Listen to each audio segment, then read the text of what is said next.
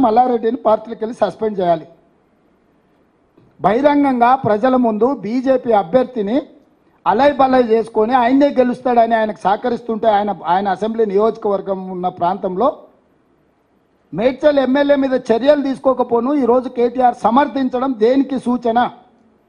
నేను మొదటి నుంచి చెప్పిన 5 పార్లమెంటు నియోజకవర్గాలను తాకట్టు పెట్టినరు బీజేపీకి బీఆర్ఎస్ వాళ్ళని. పోయినసారి నేను ఎంపీగా నిలబడ్డప్పుడు మల్కాజ్గిరిలో 31 సమావేశాలు పెట్టిండు కేటీఆర్ నన్ను ఓడించాలని.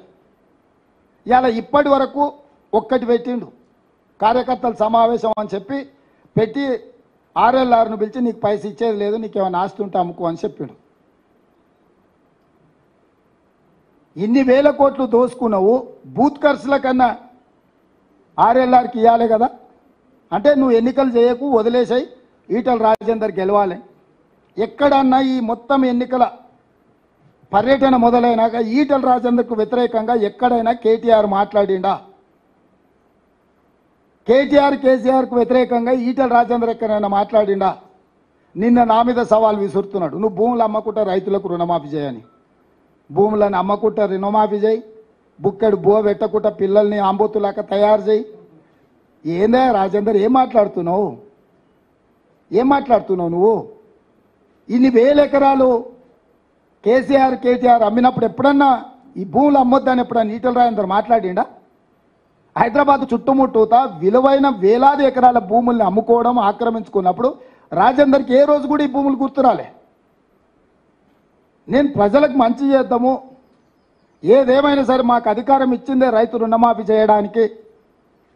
15 ఆగస్టు లోపల 2 లక్షల రూపాయల రుణమాఫీ చేస్తామని మేము కంకణబద్ధులమై కమిట్మెంట్తో మేము మాట్లాడుతుంటే, అరే ఆయన కష్టపడుతుంది కదా, చేస్తా ఉంటుంది కదా, చేయని అనాల్సింది, అట్టెట చేస్తావు నువ్వు, భూములు అమ్ముతావా? అంటే ఎవరికి మద్దతు పలుకుతున్నాడు ఈటల రాజేందరు? అంటే చేయొద్దా, రైతులకు రుణమాఫీ చేయొద్దా? భూములు మీరే అమ్ముకుంటారా, మీరే గుంజుకుంటారా, మీరే ఆక్రమించుకుంటారా? దేవుడి భూములు ఆక్రమించుకున్నా నీ మీద ఆయన అన్నాడు, ఇప్పటివరకు చర్యలు తీసుకోలే. కేసీఆర్ ధరణితోని 1000 ఎకరాలు ఆక్రమించుకున్నాడని రాజేందర్ అన్నాడు, ఆయన దాని మీద ఏం జోలి చెప్తలేడు, ఢిల్లీకి ఫిర్యాదు చేస్తలేడు.